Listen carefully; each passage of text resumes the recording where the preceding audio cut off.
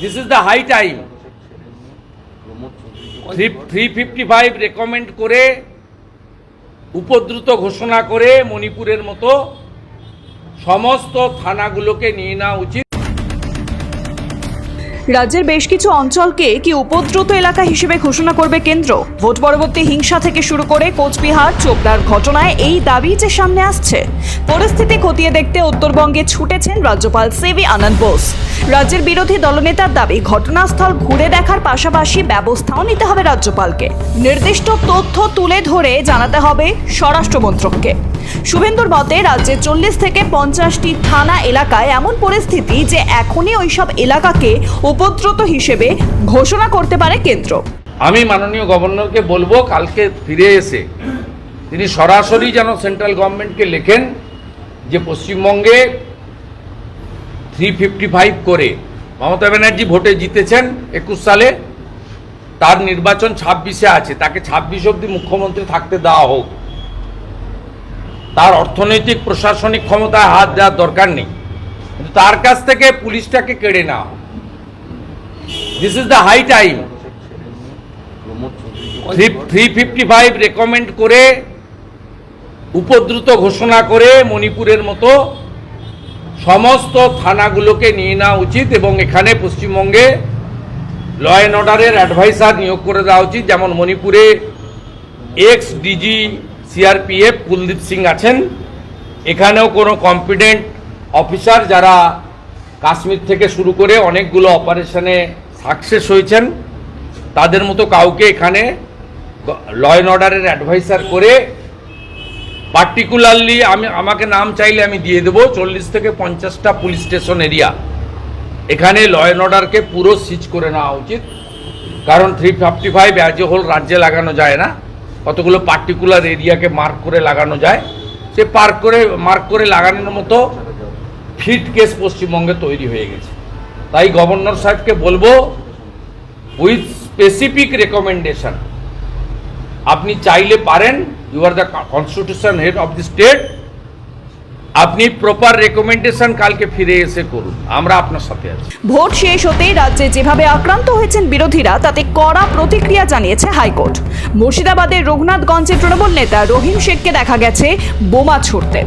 বাঁকুড়ার জনতাকে ছত্রভঙ্গ করতে নিজের বাড়ি থেকে বন্দুক তাক করেছেন তৃণমূল নেতা মিন্টু শেখ। চোপড়ায় তৃণমূল বিধায়কের ঘনিষ্ঠের অত্যাচারের ছবি ভাইরাল হয়েছে। কোচবিহারে দেখা গেছে অত্যাচারের ছবি, যা দেখে শিউরে উঠেছে গোটা দেশ।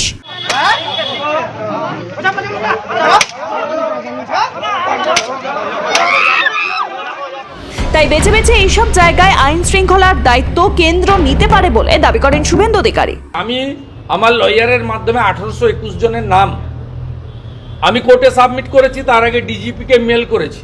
অতএব প্রমাণ হয়ে গেছে, honourable justice, senior justice Harish টান্ডনজির ডিভিশন বেঞ্চ তারা ক্লিয়ার বলে দিয়েছে যে পশ্চিমবঙ্গে পুলিশের role to save the democracy, to prevent the incident after counting, police fail করেছে।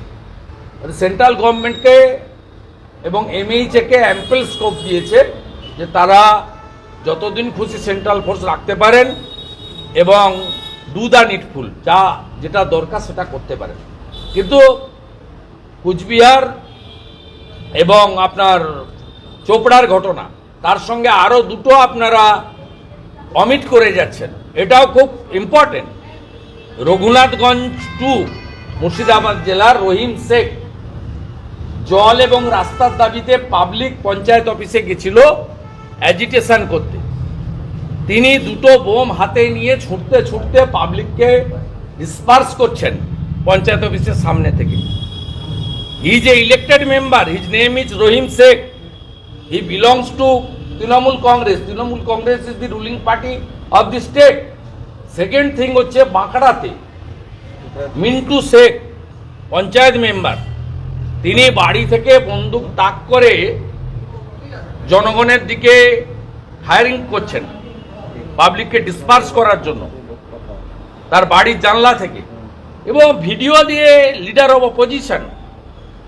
আমি একটা রেসপন্সিবল পোস্ট হোল্ড করছি, আমি করার পরেও স্টিল নাও রহিম শেখকে এবং মিন্টু শেখকে পুলিশ অ্যারেস্ট করেনি, বোমা বা বন্দুক রিকভারি পর্যন্ত হয়নি।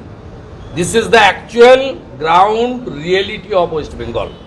বিরোধী দলনেতা তথ্য দিয়ে বাস্তবের ছবিও তুলে ধরছেন, আবার রাজ্যপাল নিজে গিয়ে খতিয়ে দেখছেন দুর্গতদের অবস্থা। বাস্তব পরিস্থিতি এখন তুলে ধরা দরকার কেন্দ্রের কাছে, আর তাহলেই কিছু ক্ষেত্রে স্বরাষ্ট্রমন্ত্রক ব্যবস্থা নিতে পারে বলে মনে করছেন শুভেন্দু অধিকারী। এ ব্যাপারে আপনাদের কি মনে হচ্ছে লিখে জানান আমাদের কমেন্ট বক্সে।